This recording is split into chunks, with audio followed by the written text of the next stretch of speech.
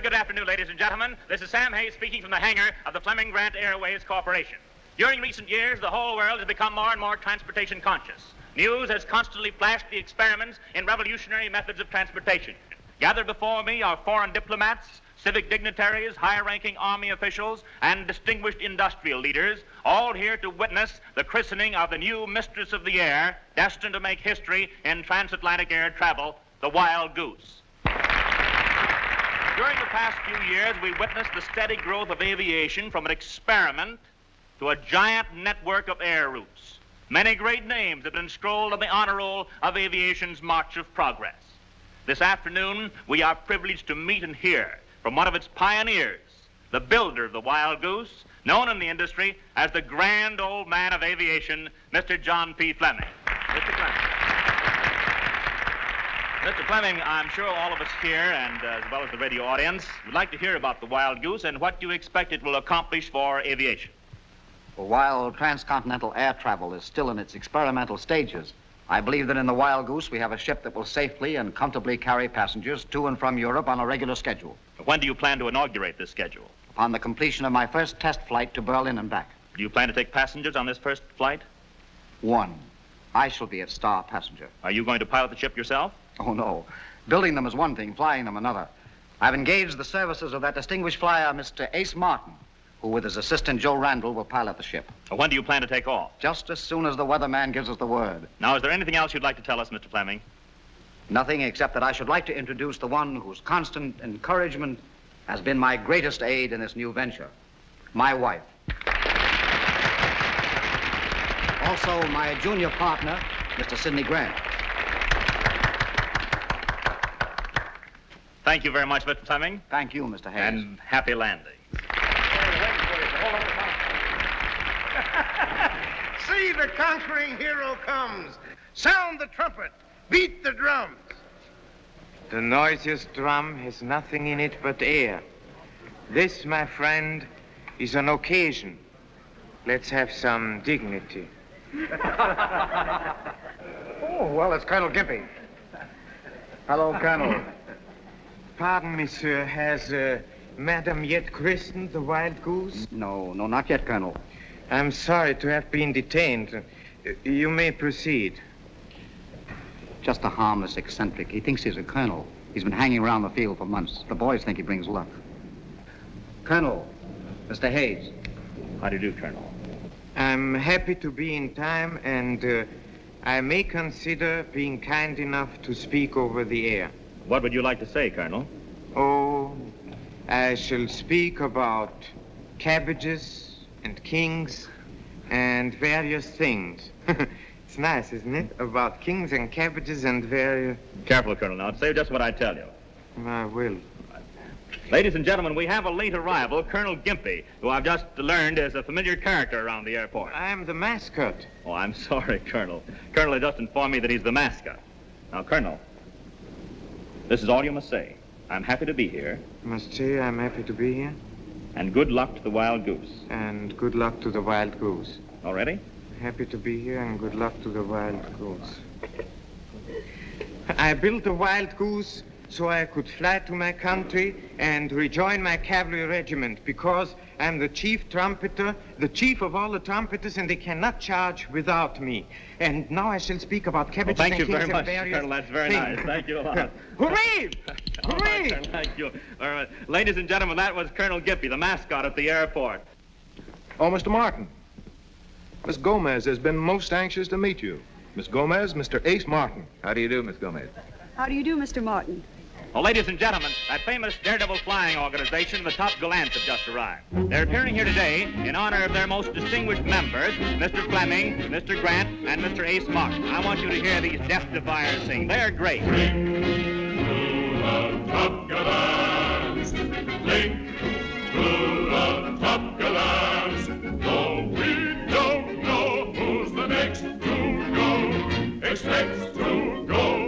For the devil may care, we're men of the air. We take things as they come, with a smile, a song, and a dance. From our shoes, spats, coats, hats, anyone looking us over can tell at a glance we're the Top Gallants. Drink to the Top Gallants. Drink to the Top Gallants. Though we don't know who's the next to go, expects to go.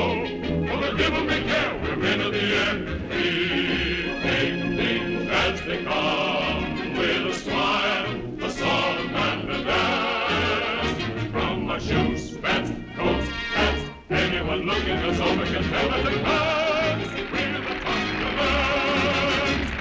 Those are the Top Gallants singing their famous flying song. They're here today to honor the man who will guide the Wild Goose on its dash to Berlin, Mr. Fleming's pilot, Mr. Ace Martin. Now, I'm going to try to persuade Mr. Martin to say a few words. Just a few words, Mr. Martin. No, thank you. Well, perhaps on land, Mr. Martin is lost for words. Anyway, best of luck to you, Mr. Martin. Hello. Hello, Colonel.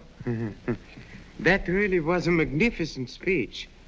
You know, a man says nothing because he's wise, or afraid, or stupid. Which are you? Wise as an owl. An owl? You know, an owl in daytime, she can't see, like this. And in nighttime, she can. Goodbye. Great little fellow, the Colonel. And now, ladies and gentlemen, Mrs. Fleming, the builder's wife, will christen the ship. We're ready, dear. I christen thee Wild Goose.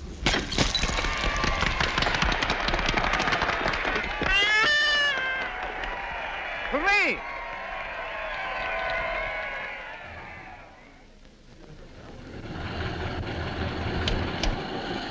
How about some music? Right. Hello, Joe. Hello, Ruth. Oh, Eddie. Hello, Eddie. What do you want, honey? Oh, something simple. How about a tailspin Sunday? All right. I'll have the same.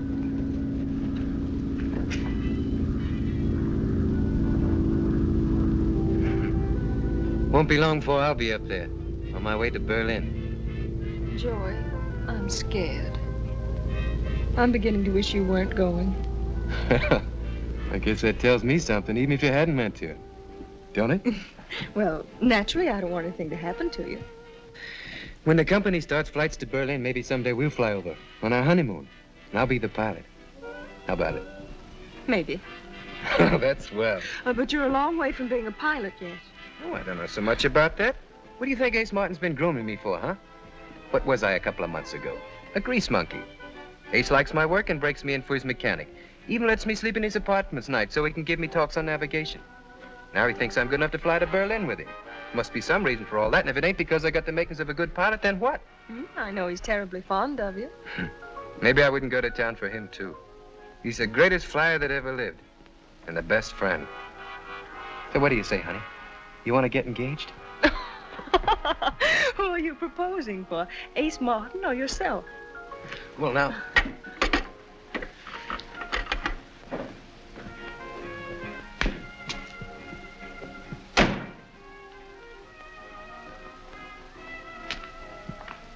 Thank you. Oh, hello, kid.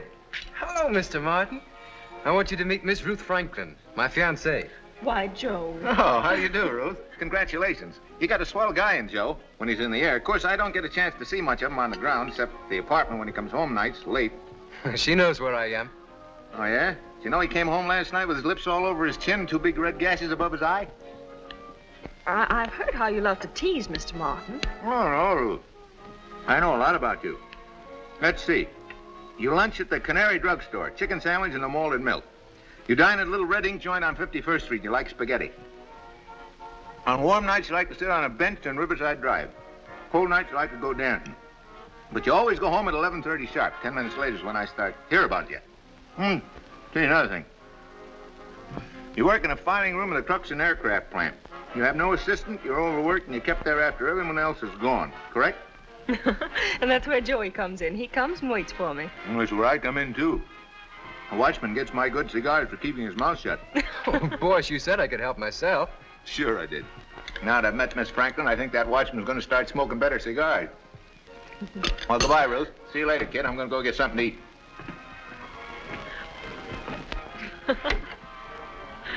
I think he's grand. So to go for him, huh? Oh, I didn't mean that, you silly. Well, he's the only guy I wouldn't squawk about if you did. That's what I think of him.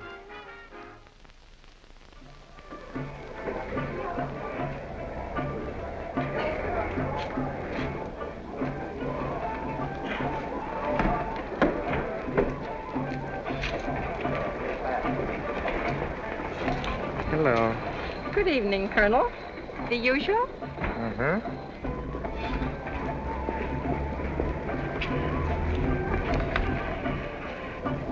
Hi.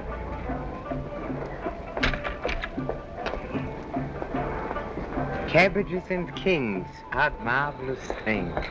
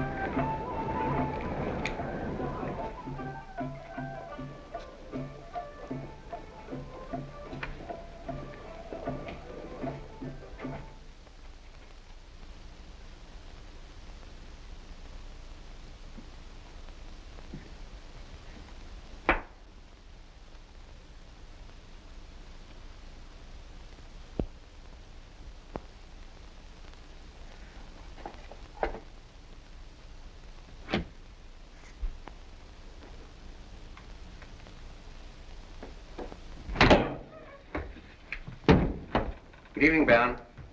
Good evening.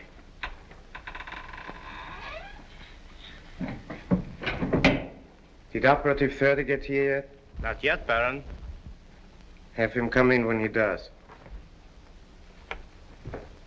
I'm also expecting Operative 16. Not through that door, use this one.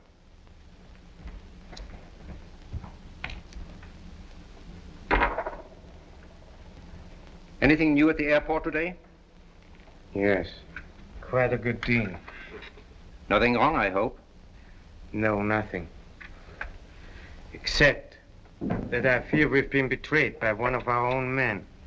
What do you mean? I mean that our chances of getting Mr. S. Martin to obtain those DOX plans for us are now doubtful. I thought... Yeah, that we had everything running smoothly, so did I. Has Martin now refused to do it? No. He still hopes to get a hold of him through his mechanic Randall by using the scheme we had outlined for him. Then what are you worrying about? The possibility that others beside us may have learned of it and make him a higher offer. Knowing his past record, he would accept it too. Aren't you borrowing trouble, Baron? No. As you shall see. Operator number 30 is here, Baron. Yeah, send him in.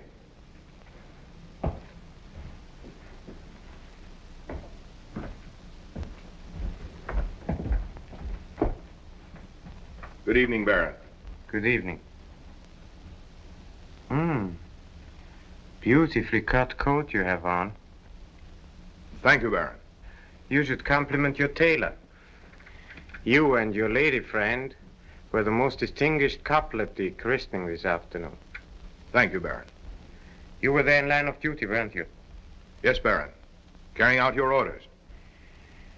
That charming young lady I saw you with. Old friend?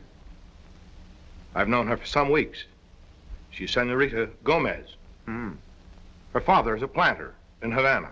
So, the daughter of a planter in Havana.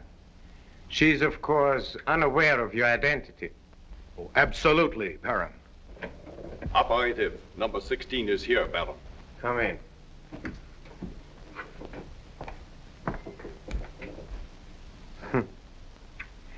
You two know each other, huh? Our compatriot was just telling me that you and he are quite friendly. How friendly? Perhaps I better put it this way. How much have you been able to learn from your devoted companion? I know that for the past few months he's been working as your agent. He has acted as your intermediary with Ace Martin, who is trying to obtain for him the DOX bomber plans, for which Martin is to get $20,000. But, Baron... Silence. That will be all now. Thank you. And now, my loyal countrymen, what have you to say for yourself? Baron, you must understand. This was not just an acquaintanceship. I loved her. And she led me to believe that she loved me. Oh, I thought surely I could trust her. I understand you very well. Youth, romance, blissful days and nights went to your head, made you dizzy, so dizzy that you risked a chance of betraying your country. Baron, please believe me. This shan't happen again. I'm certain of that. Unfortunately, I have no other choice but to relieve you of your present assignment. Come with me, please.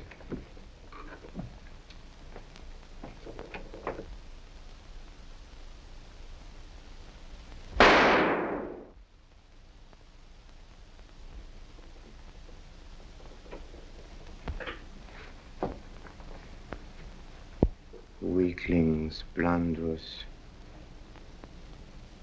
I don't enjoy doing this, but I will go on doing it as long as it's necessary to carry on my work.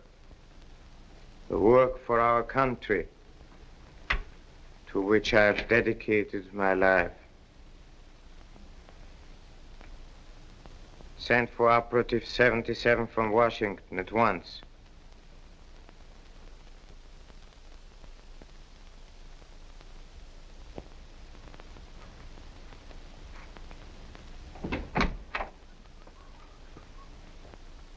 Oh, hello, kid. What's the matter? No red marks tonight? What'd you do, wash your face or have a quarrel? The way you kidded us this evening, she ditched the lipstick. Nice girl, Joe. How'd you do it? I'm still guessing. You know, it scares me sometimes, wondering. Will she wait till I get the price? Don't you worry. When we bring down the Wild Goose in Berlin, you'll be on Easy Street. And your girl won't have to work for that scrub Cruxton. Mix yourself a drink. Thanks, Mr. Martin. Don't wait for me to ask you. You live here. And another thing, stop calling me Mr. Martin. Thanks, but even being here is an imposition. Cut it. Glad to give you the boost I got when I was in your spot.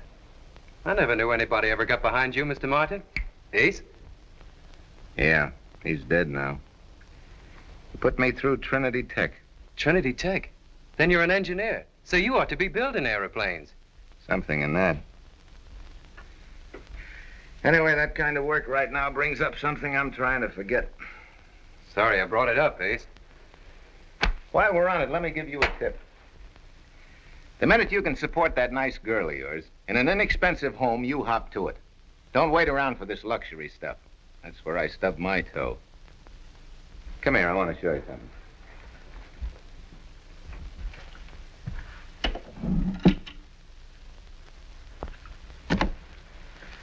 We'd be married 5 years now if I hadn't been a sap. I was pulling down 20 a week when we were engaged. Then I figured out a special propeller for a hydroplane. Well, I knew I had something big, so I sold her on the idea of waiting till we got hold of a fancy income. But I sold it so strong that when the income didn't materialize, she got tired of waiting and married somebody else. Didn't your propeller turn out? I'll say it did.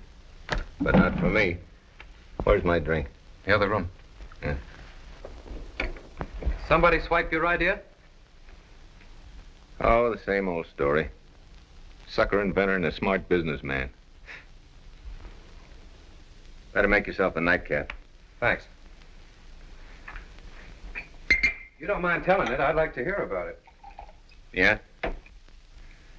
Well, kid, If you ever invent anything, you chase right out to a throat specialist.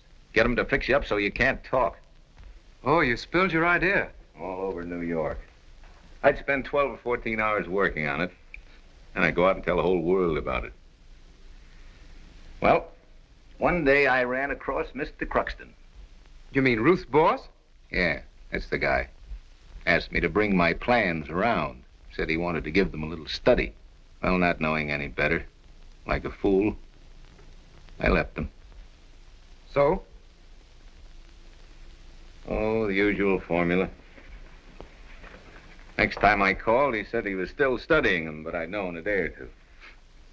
After that, I called for a couple of weeks before I saw him again. And he said they weren't so hot, but he was still studying them. I finally heard from his secretary that my plans had been mislaid. I wonder you didn't go to him and have it out with him, a showdown. But by then I lost the girl I'd done it all for. Then I began to wonder if the plans were any good myself. Say, are they any good, Ace? Any good? I'm proud to say that due to Mr. Cruxton's intensive study, my DOX plans are worth a couple of $1 million. To him, not to me. Would they still be valuable to you today? I'll say they would. Why? What are you thinking about? Say, I think I can get a hold of them for you. Nix. I don't want you to get mixed up in it. Besides, that Cruxton file room isn't so easy to get to, or I'd been there myself. Yeah, but that's just it. I can get to it easy, through Ruth. No, I don't want to harm her. Why, she'd get fired so fast. Oh, she wouldn't know anything about it. I'd handle it myself. Nix. Forget it. Skip it. The only reason this whole thing came up is because I suggested you two kids get married now. Don't wait until it's too late. Now, you forget you ever heard of the DOX, you understand? Yes, sir. Well, I'm going to bed. I think I'll have a cigarette first. Well, don't smoke yourself to death. Good night. Night.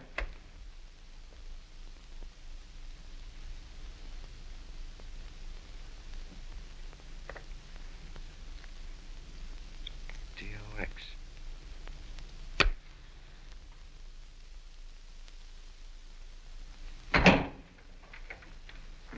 Good morning, Baron. Operative 77 is here, sir. Have him come in.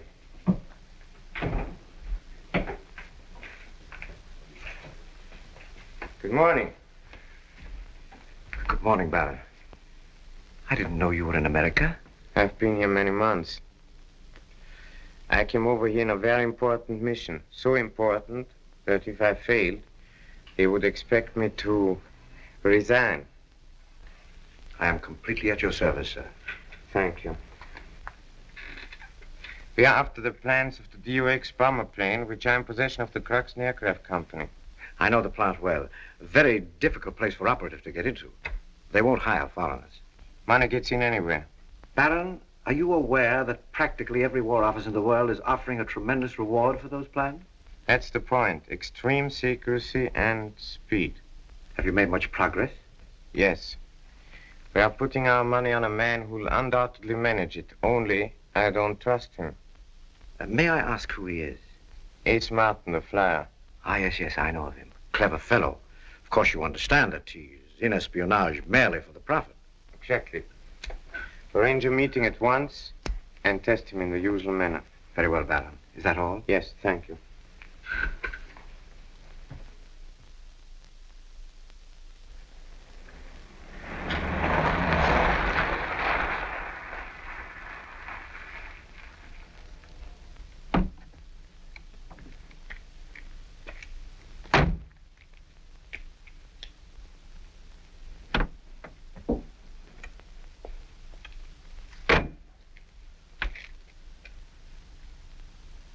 I have the money. You speak in riddles. I have the money. Very well, produce it. I'll meet you halfway. Okay. Begin.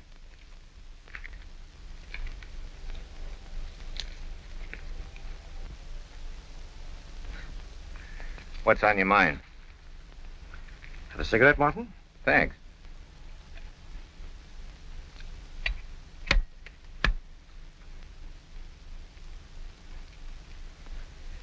Martin, I was not sent here by the chief. I see. And what I have to say is only between us. Shoot. Suppose I could offer you more for those plans than you've been promised. Are you suggesting that I sell out to some other country? Well, let's say as a businessman that you sell to the highest bidder. Testing me, huh? Yes. As a matter of fact, I was sent by the chief. Huh. But in reality, I was testing you for myself. I don't get you. You will.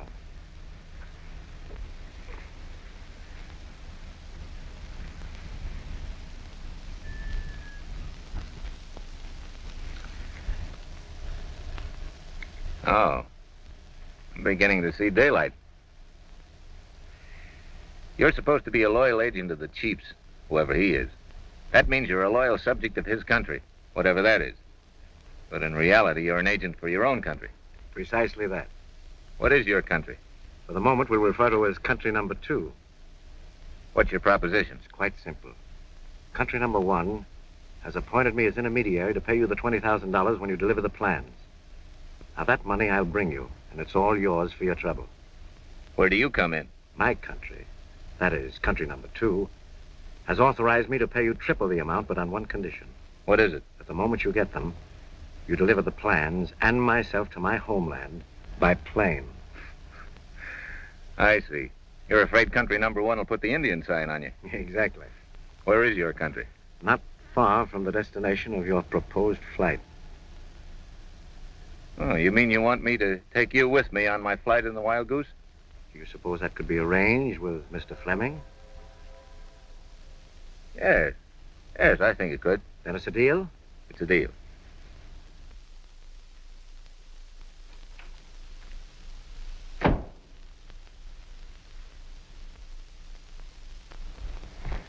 Well, kid. Do I deliver or do I deliver? I'll say you do.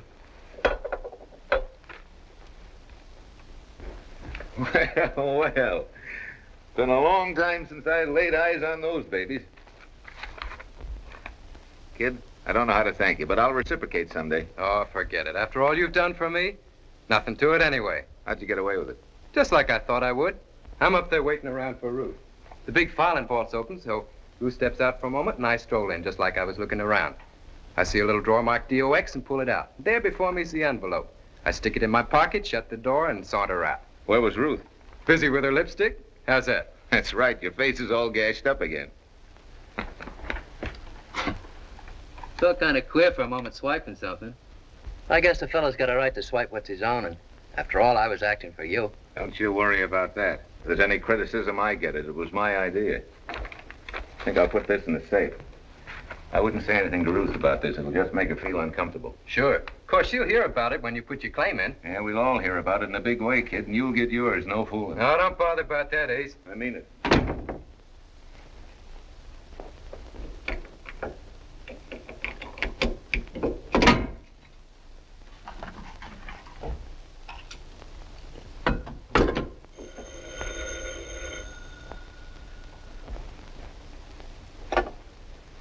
Hello.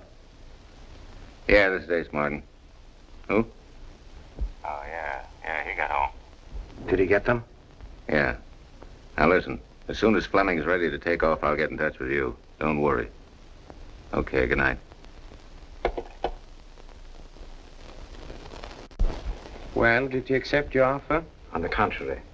When I suggested it to him, he became indignant. He said that although he was not bound by any patriotic obligations, when he made a deal, it was a deal. So you are certain he's to be trusted? Absolutely. Good work. Thank you. Now, the gentleman who was formerly our intermediary is no longer with us. Explain to Mr. Martin that the incident was a necessary test and that you are to continue on the case for us. Thank you, sir.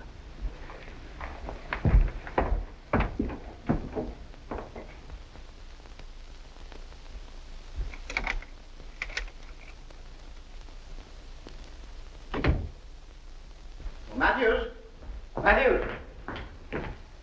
Good evening, Mr. Fleming. Oh, Matthews, I'm afraid I'm a little late. You have everything arranged, the flowers, the cake? Yes, sir, everything. And you have kept it a secret, of course, from Mrs. Fleming? Yes, sir. Good. Matthews, when you serve the coffee, will you bring this in? It's a gift for Mrs. Fleming. But Mrs. Fleming won't be home, sir. Won't be home? What do you mean? She left this afternoon rather hurriedly. She asked me to give you this note.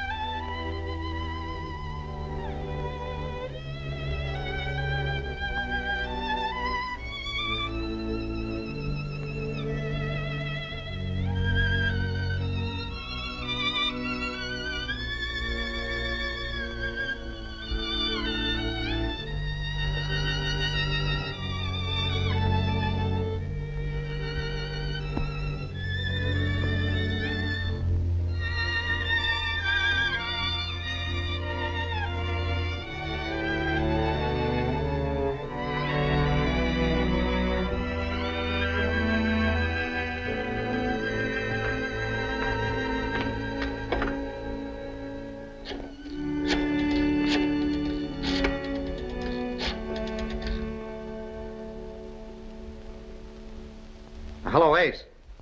Well, I'm glad I found you in. Can you get a hold of that young mechanic of yours? Good. Well, I've got a surprise for you. We're hopping tonight. Yeah? Swell. I like it sudden like that, boss. Matter of fact, couldn't suit me better. We're taking off secretly. I'm not even telling Mrs. Fleming or Grant. Yes, it's a sneak flight. Oh. Well, how about midnight? Perfect. Leave everything to me, boss. I'll cable ahead and reserve a ringside table in a Berlin cabaret for tomorrow night. Okay, meet you at the hangar at midnight.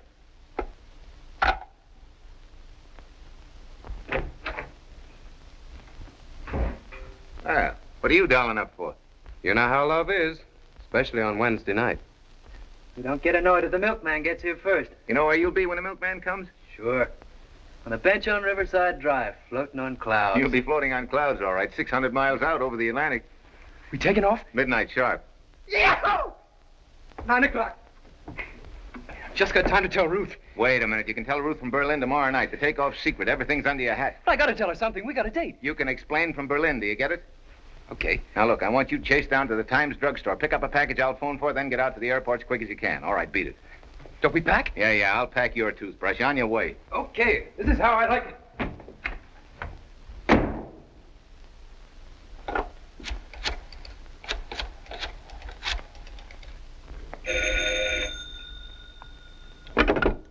Yes?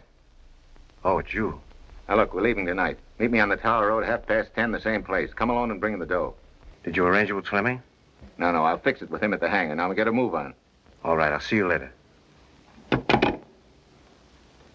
10,000 and 20,000. You'll hand this to Martin only when you've examined the blueprints. Very well, Baron. I should be back in about an hour, sir.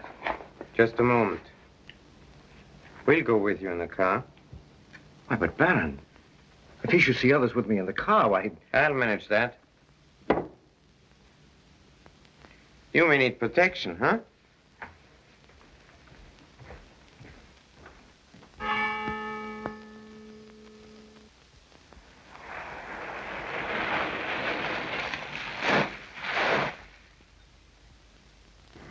That's Martin's car ahead, Baron. Oh, I'm afraid I've killed the motor, sir. Doesn't matter. Walk over to Martin and get those plans. Remember, nothing must go wrong. And the whole thing shouldn't take over a few seconds. Yes, Baron.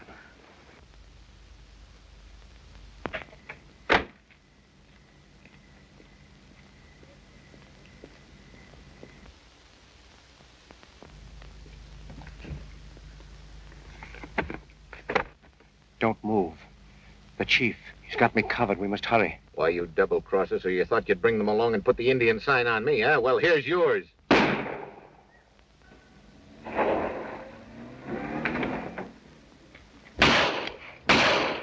Stop that. Get in and start the car.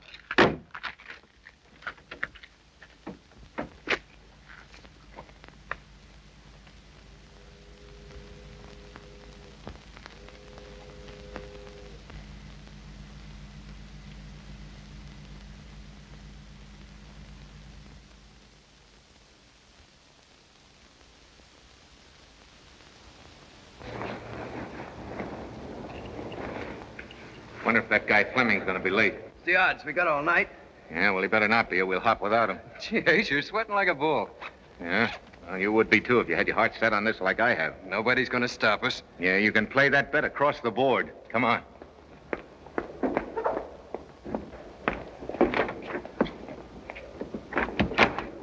I wonder if... What's the gun for? Gate was open, wasn't it? Watchman missing. Something phony about that. You sure that gate was open? How else could I get in? Gee, Ace, you're on edge. Come on, we're not gonna wait any longer. Let's roll her out. Right.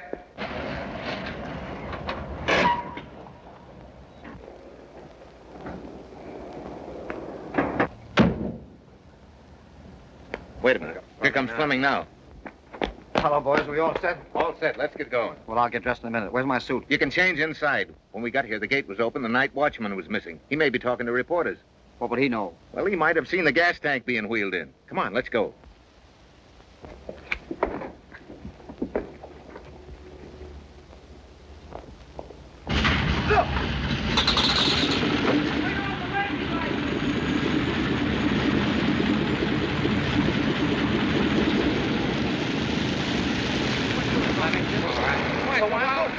Let's go.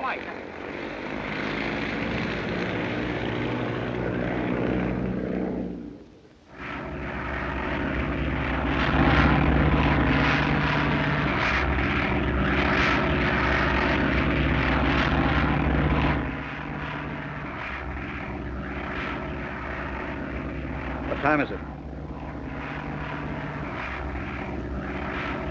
High noon, lunchtime in any man's country. It's breakfast time in New York. Don't be so technical, Mr. Randall. It's lunchtime out here. Bust out the groceries.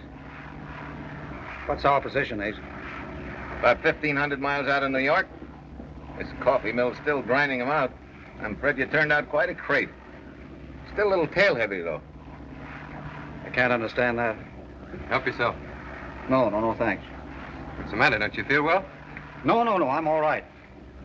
A little homesick, huh? Yeah, a little. I thought so. Well, how about unburdening ourselves to a news-hungry world? Okay.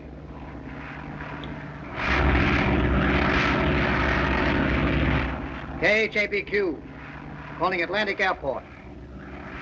Give me a call, please. KHABQ, calling Atlantic Airport. Give me a call, please.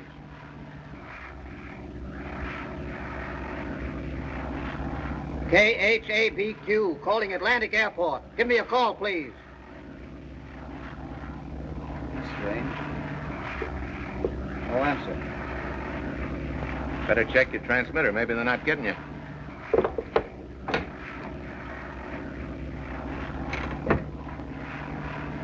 Transmitter tubes on sending set are burned out. That is a doornail. Ha! That is a pity. Disappointing my public. And your sweethearts. Well, cheer up, boys. Absence makes the heart grow fonder. Attaboy.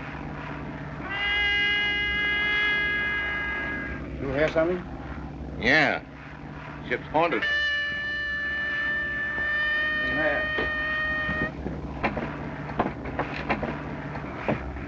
It's Gimpy. Hello. So you stowed away on us, huh? I have perhaps imposed upon your widely known hospitality, Mr. Fleming. I'll say you have. It was unavoidable. You can't possibly realize how important it is for me to return to my country on this plane. No wonder we had a time getting the tail up. He like to have killed us. Mr. Martin, I may still enjoy the distinction of killing you, only for the present. I have a very special reason for letting you live. Who knows what the stars ordain? I do. You do? Yeah, because in a minute I'm going to toss you over to the mermaids. You ought to do all right with the mermaids. Handsome boy like you. I shall be sorry to disappoint them, but I have a previous engagement. How did you get on here? Me? Oh, just by submitting to the demands of stern necessity. I had to be here. I have an appointment in Europe. His Royal Highness. Yes, we know all about that. But how'd you get by Blake the watchman? Blake the watchman? Your faithful Mr. Blake, unfortunately, was an obstacle that, shall I say, had to be liquidated. What do you mean? Oh, he died peacefully in my arms. I killed him. Through the heart. You see, the heart is the most important organ in your whole system. If the heart stops, your body won't function any longer. You see, an elephant, for instance, you can shoot behind the ear. But in the case of Mr. Blake the watchman, I preferred the heart. Scram, will you? Shooting through the heart does away with so much unpleasantness. Won't you agree with me, Mr. Martin? Say, we've had enough of this. I'm sorry, but the nerves of Mr. Martin are not of the best. Maybe, perhaps, the excitement of a sudden departure? Sit down, you're rocking the boat. Oh. Again, I must impose upon your hospitality. You see, my decision to join you was so sudden that I didn't have time to arrange for my itinerary. It's awfully crowded in here.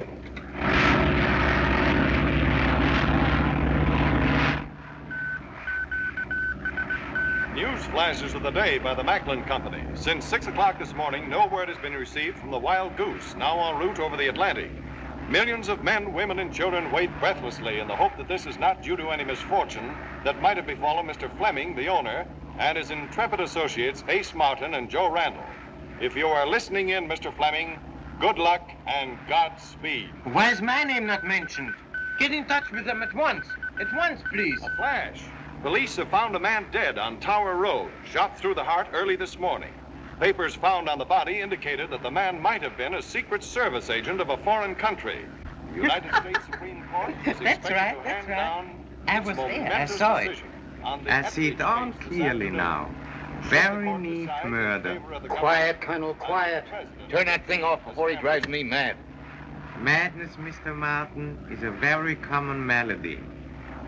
Can it be that they are mad themselves who call me mad? If you only knew what was going on in this head of mine. If you only knew.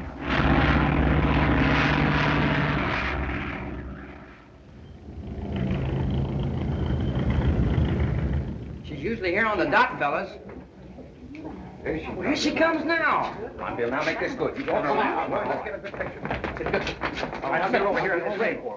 Good morning, Miss Franklin. Right in. Come on over this way. Get on this.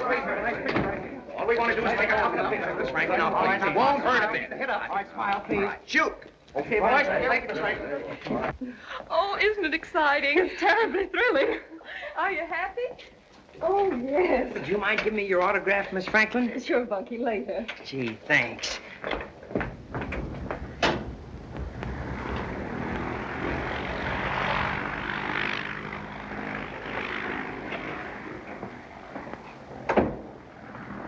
Miss Franklin, Mr. Croxton wants to see you in his office right away. Thank you, Bunky.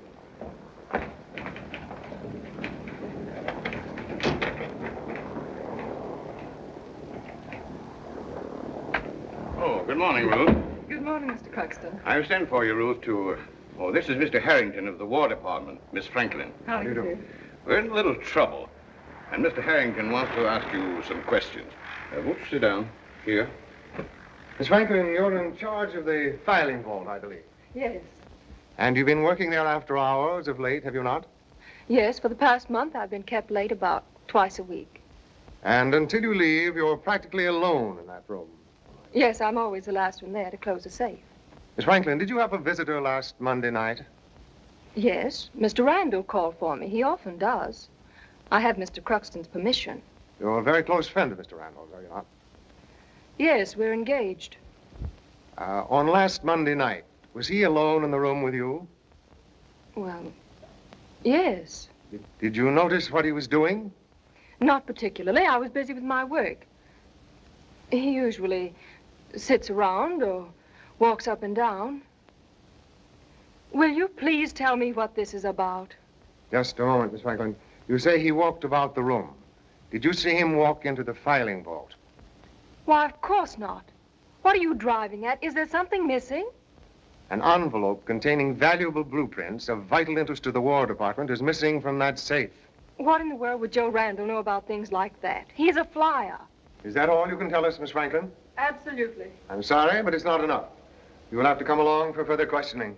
But I don't know anything. Please, Mr. Cruxton, there must be some mistake. I don't know anything about it, I swear it, and Joe doesn't either. He wouldn't do such a thing. You must believe me, please, please. Is this quite necessary? Miss Franklin's been in my employ for several years, and... Sorry, but I'm afraid it is. I'm afraid you'll have to go with him, Ruth. Now, don't worry. I'll do all I can for you. Thank you, Mr. Cruxton.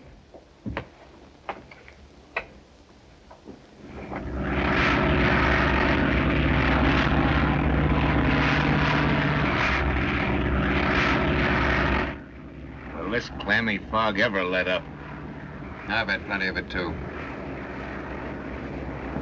Any idea at all where we are? Over India, for all I know. They've been flying blind for hours. Over India? Oh, in that case, you'll have to land me at once. I'd more than like to accommodate you. I am dining tonight with the Maharaja of Murat. Oh, sure, Colonel, sure. Some ship would only spot us from below and give us a call. We can get our bearings. I know I'll have plenty to say to the bandits who installed this radio. And the good old game of fooling each other goes on. I fool you, and you fool me.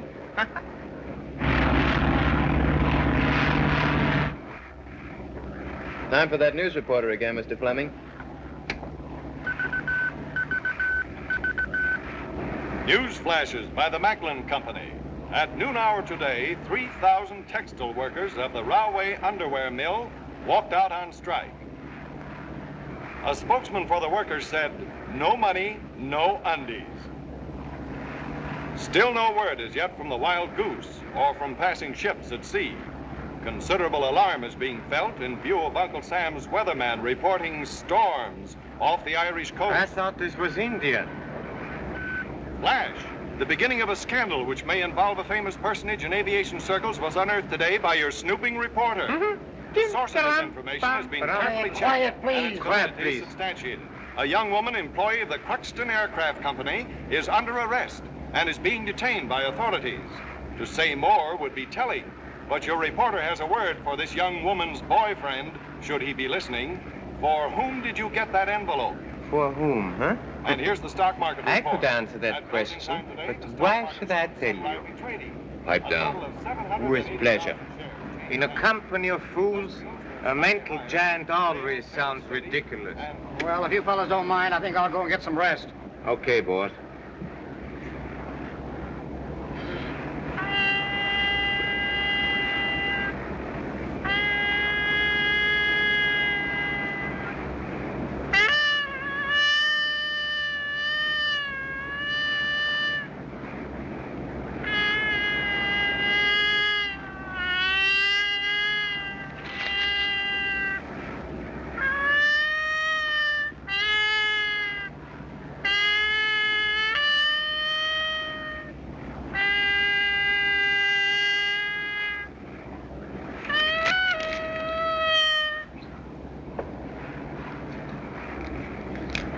For the remainder of the voyage, I shall play upon a muted instrument.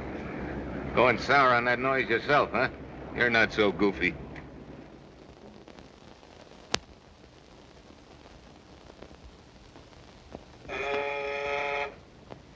Yes? Major, Mr. Cruxton is here now. Please have him come in. Then have Mr. Harrington bring in Miss Franklin. Yes, sir. Good afternoon, Mr. Croxton. Hello, Major. Mr. Croxton, I sent for you. Oh, sit down, Miss Franklin. How are you, Harrington?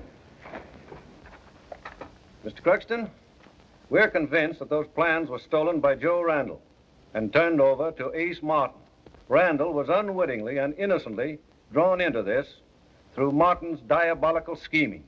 Are you sure of that? Definitely. By checking these clues on a body found on Tower Road, we, in conjunction with the Department of Justice, were led to the headquarters of a foreign spy syndicate.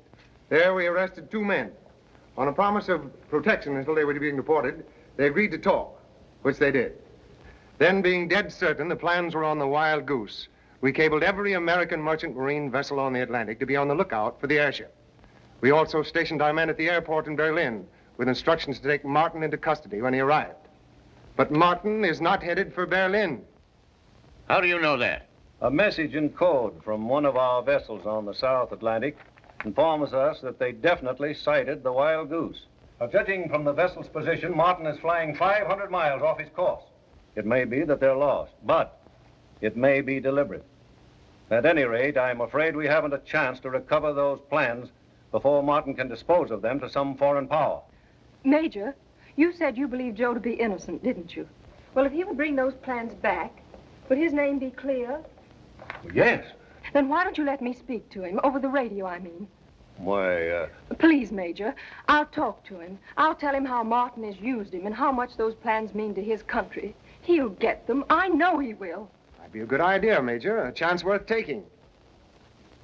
It might at that. Then you let me do it? Judging from Martin's way of doing things, however, I'm compelled to warn you that from this, serious consequences may result in that airship. Even so, Joey must know. He'd want to know. Please let me do it. Please. Very well. Arrange to clear all air lanes at once.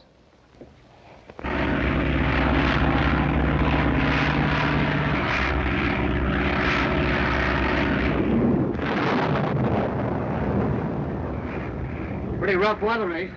You said it. First we get ours, a pea soup fog, and now this. Come hither, hither, my little page. Why dost thou weep and wail? Or dost thou dread the billow's rage? Or tremble at the gale? But dash the teardrop from thine eye. Our ship is swift and strong. Our fleetest falcon scarce can fly more merrily along. Oh, poet, huh? You just make it up? That, my ignorant friend, was written by Byron. Byron? Oh, how stupid of me. You are the quintessence of stupidity. When I consider the sum of what is contained in that skull of yours, I am proud to be a nitwit.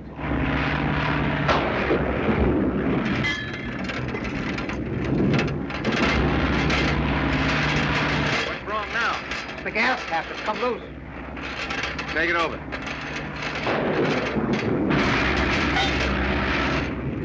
Yep. Gotta fix that pronto. We may need every drop of that fang water before we're through. You're not going out on that wing, Ace. It's certain death. Certain death for all of us if that thing continues to spray. Let me go, Ace. You never did a wing walk before. You wouldn't last a minute. Yeah, I know, but... On my way out, throttle her down. Hold her in the stall. On my way in, bank her a little. Okay.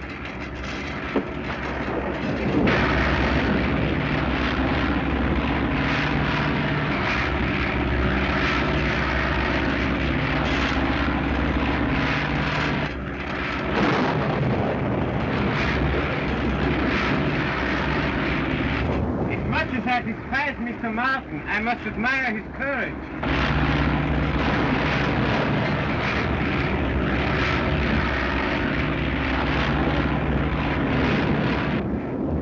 Ladies and gentlemen, the Department of Justice, in an effort to reach the Wild Goose, has requested us to clear all air lanes for its official business. Joey, this is Ruth. They've arrested me. They know you stole those plans for Ace Martin. Joey, Ace Martin is not your friend. He lied to you. He's a spy. Those plans are important to the American government. He has them with him, and they mustn't reach Europe. Oh, Joey, I love you.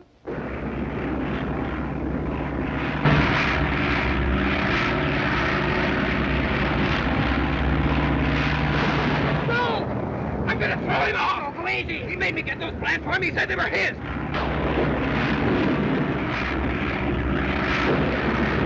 No, you can't kill a man in cold blood, no!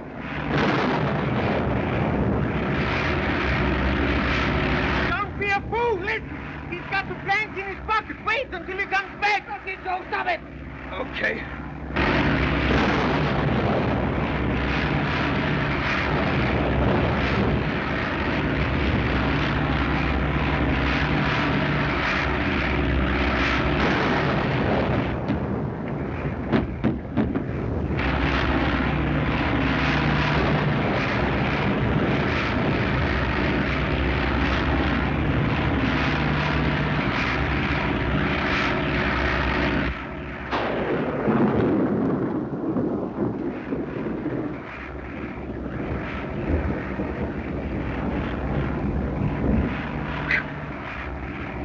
Bumpy rides again, kid.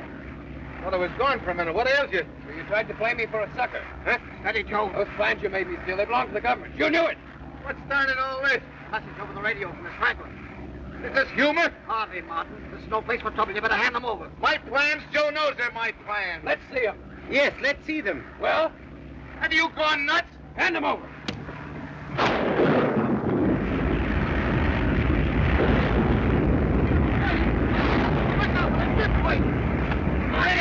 Grab on to somebody. Pull them over. I got enough altitude to pull her out. What is it? 500. Up the gas. Hang on and put up the fire.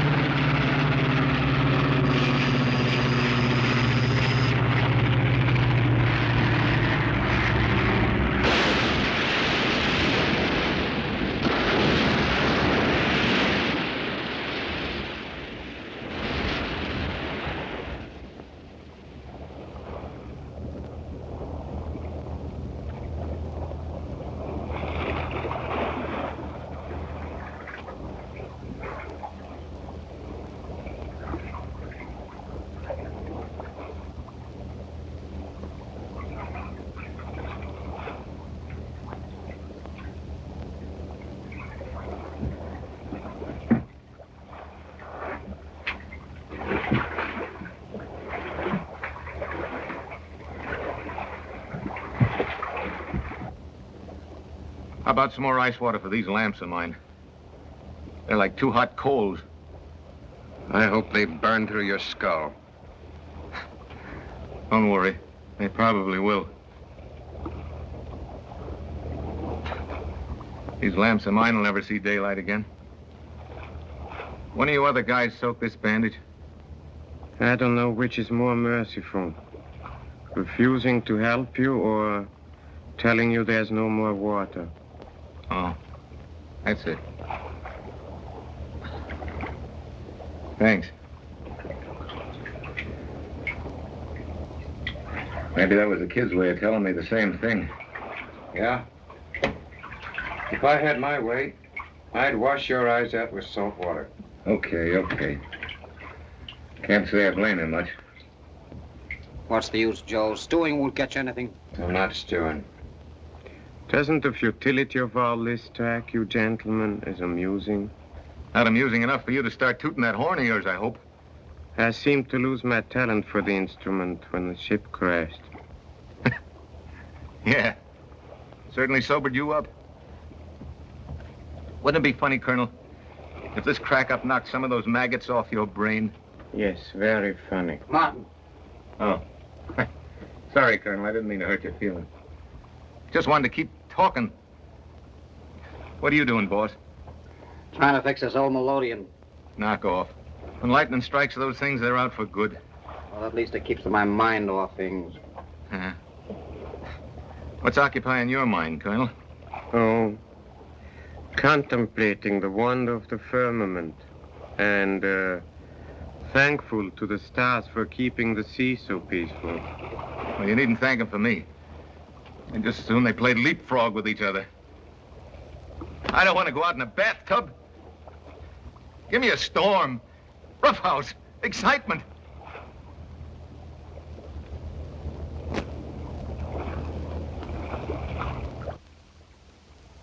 But I know what the kid's doing. Standing there leering at me. Ready to throttle me, ain't you, kid? Well, come on, cut loose. I can stand an encore. I made you a traitor. You lost your girl. Now you're gonna die. I ain't scared to die. I prefer it to what you've left to me at home, and the sooner the better. Easy, Joe. What are we waiting for anyway? No food, no water, nothing. Just sitting here waiting for the sea to drag us down inch by inch. I don't care what you guys think of me. Call me yellow if you want to, but I can't stand this. I can't stand it. Sit down! Let me go! Let me go! Let me go!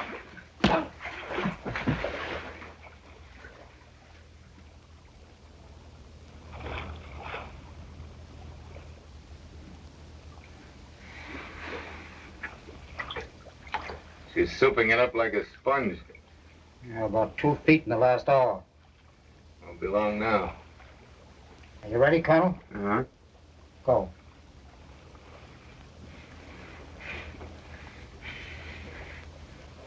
Yeah, that's 6 in a row. You should have been an admiral instead of a colonel. What time is it?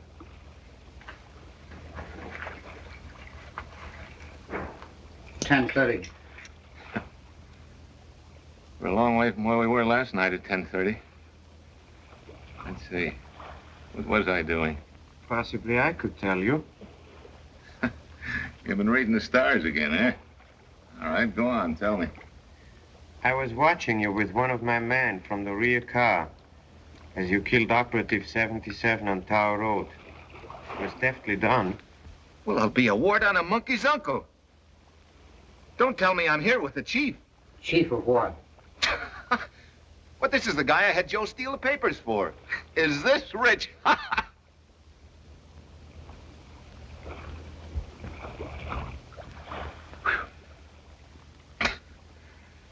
Wish I could laugh without getting a pain in the face. What's this all about, Ace?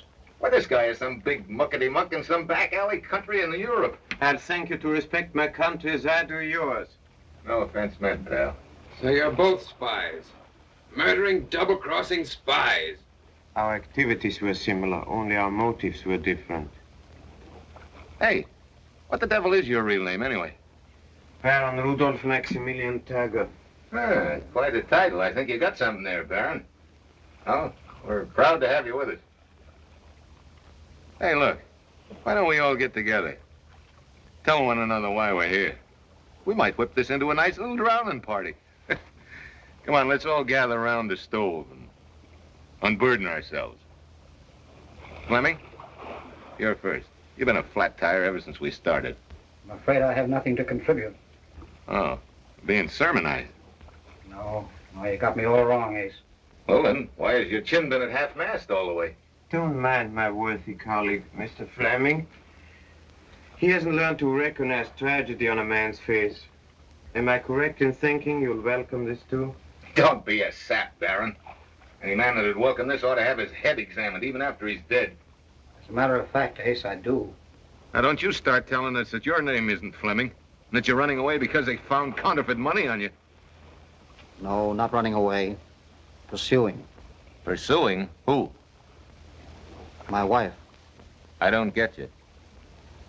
She left yesterday for Europe to get a divorce.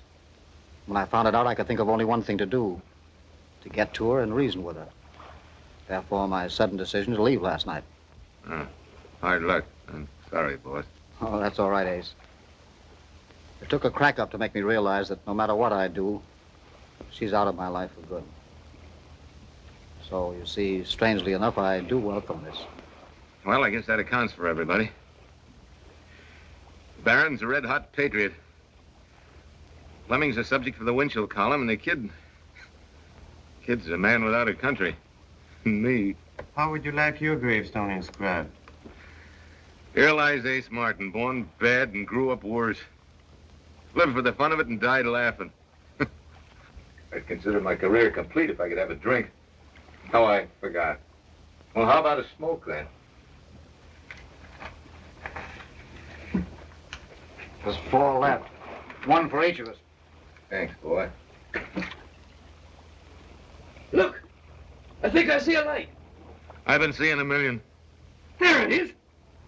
Are you guys kidding me? No, it's a steamer. A steamer. What's the matter, Baron? You taking an interest in life again? Well, how about one of you guys shooting off the flare gun? Get the flare gun, Joe.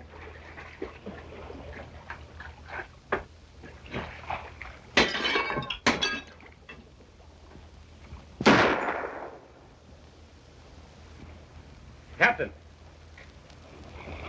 Flare off the port side, sir.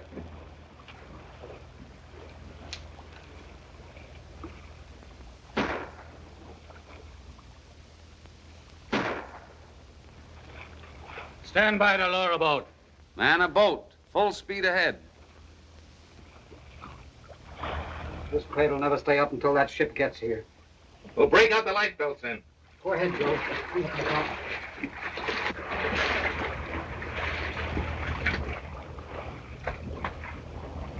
This one's no good. Neither's this.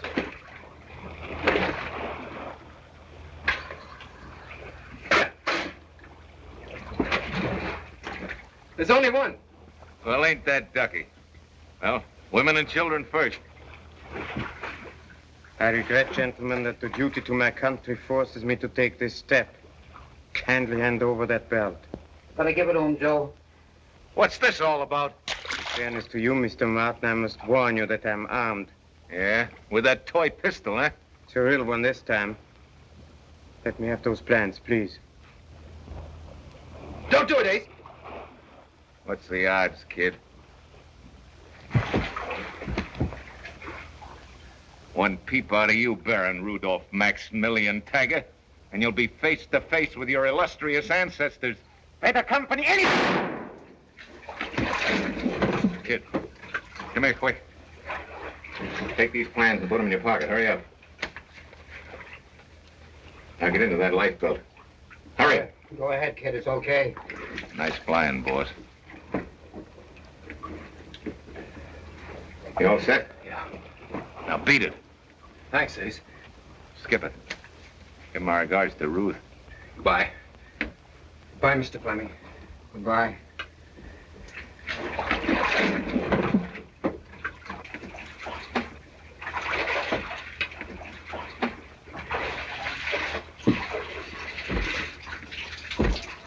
Good luck, kid.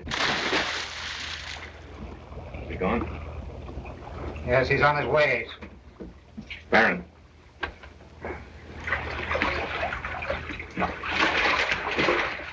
Did I finish you off? Not quite up to your usual standard, Mr. Martin. I'm sorry, Baron, but it had to be done. Oh, indeed. You are a strange fellow, Martin. In spite of everything, I confess a strong liking for you. Under other circumstances, we might have been good friends. Thanks, Baron. Well, now that we've regenerated or rejuvenated or what have you, how about a smoke?